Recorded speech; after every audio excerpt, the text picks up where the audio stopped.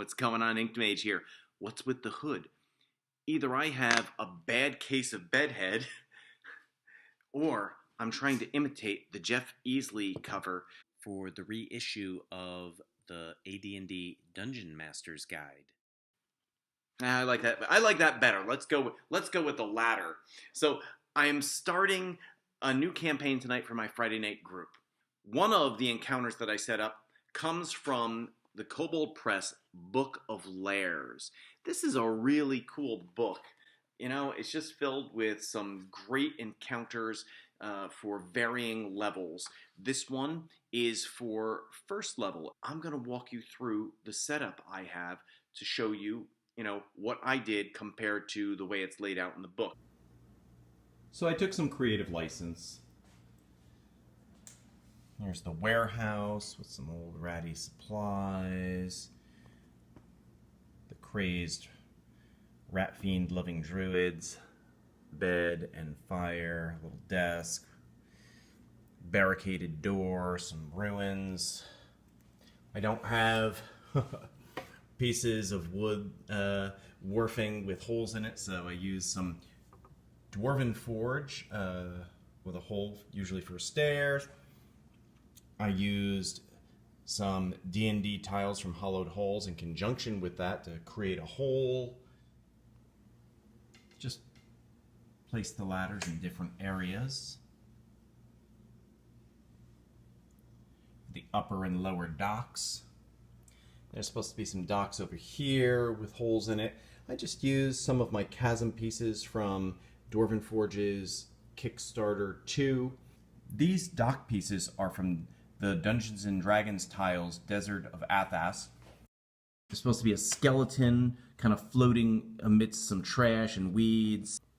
The Jungle of Despair Creeper Vine mini from Paizo. There's supposed to be a couple dead bodies. Here is a inhabited corpse / fallen victim from D&D Minis, as well as this old metal mini. I can't tell you where I got that from.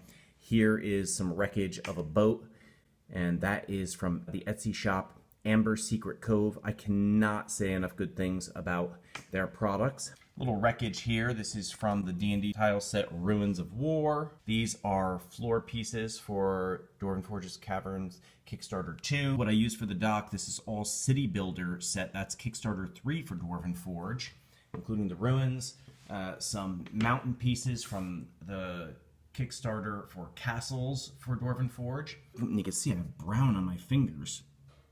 I quick painted up some crates from Dungeon Stone, some tiny furniture right there for cabinets. They're wardrobes, but I'm using them as cabinets. And there's the bigger picture. This is one of the Paizo Pathfinder maps. It's like the one that has the terrain. One side is grass, one side is water. And once again, let's go back so you can see, and let's kind of get a view here. So that's what we're looking at.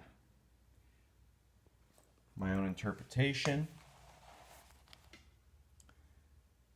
Again, Book of Lairs. Great book by Kobold Press. Highly recommend it.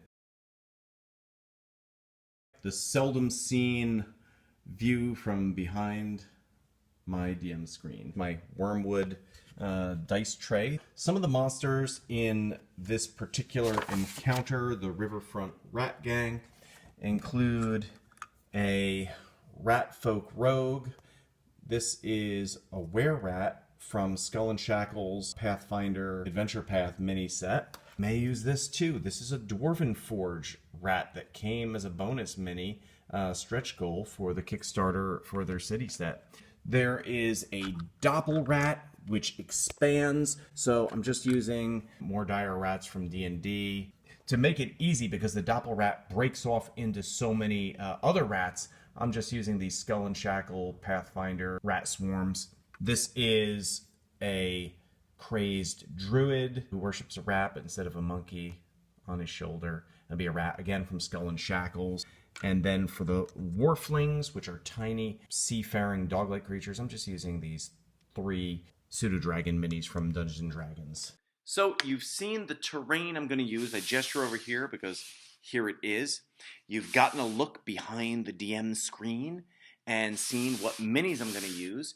You know where to find the encounter in Kobold Press's Book of Lairs, which is really great. Again, you can take and put it into your campaign, insert it in, add your own flair, and do what you want with it, or just use the setup and then populate it with your own NPCs or monsters. I'll share some links in the description in case you want to stop by Tiny Furniture or Amber Secret Cove or Dwarven Forge or any of the things that I use to help make this possible, so you can check it out and see if it's something that you'd like to add to your own gaming table. Sometimes I'm cruel and I like to use their own dice boxes to roll and hit them. They missed. So,